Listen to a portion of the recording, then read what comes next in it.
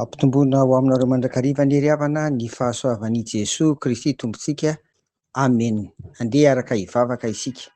Ry Tompo rainay any an-danitra misaotra anao hatrany izay amin'izao maraina izao noho ny nanomezanao andray an'ity andro vaovao ity, izao alarobia voalohany amin'ny volana izao. Noho izany Tompo dia atolotrainao hatrany ny haja, ny tera, ny ary ny voninahitra fa mendrika anao izany, ary indrindra ny fiainanay dia angatahana indrindra ny famondraponao aminay, ary raiso tanana momba anay rehetra. Ary izay ny Tompo, tsy afoana hasaraka anao ihany koa.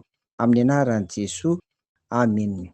Ry havana, ezahanay atoato ny hitondra aminareo ny hevim-panahy avotra ny loha hevitra mpanjintsika hoe an'ny Tompo ny fahefana. Anio ary dia ny iraka nampanaovin' Jesoa ny 12 no jerentsika. Izao no voalaza amin'ny filazantsara araka Marka, amin'ny anaran'i Jesoa. Ary nanindry 12 izy ao aminy, sy irahany hitory-teny sady hanana fahefana hamoaka ny demonia. Marka 7:7-12 sy ny 10-12.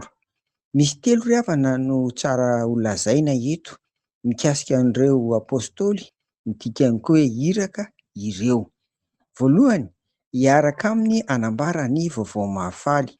Faharoa, irahiny hitory-teny. Ary fahatelo, hanana fahefana hamoaka ny demonia, satria misy telo koa ny tokony hambara amin'izany hoe nomena fahefana hamoaka ny demonia izany. Voalohany ary ny fahefana avy amin'i Jesoa no ahafahana mandroaka ivelan'ny olona miala ao amin'ny fiainana Satana sy ny asany. Manaraka faharoa izany, ny mpitory ny filazantsara dia mifanandrina mivantana amin'ny Satana, ka rehefa tsy nomeny Jesoa fahefanany amin'izany izy dia resiny. Ary fahatelo, ny hanondrava amin'ny fanjakan'ny Satana ka hanorina amin'ny fanjakan'Andriamanitra, izany no nofidianana ny 12.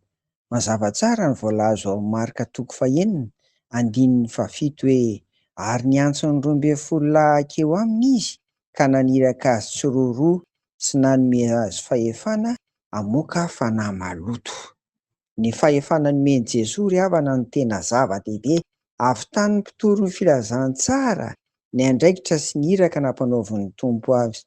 Eny, fanampiny fotsiny ny fahaizana, ny talenta, tsy izay mety ho hery sy tanjaky ny mpitory ny filazantsara.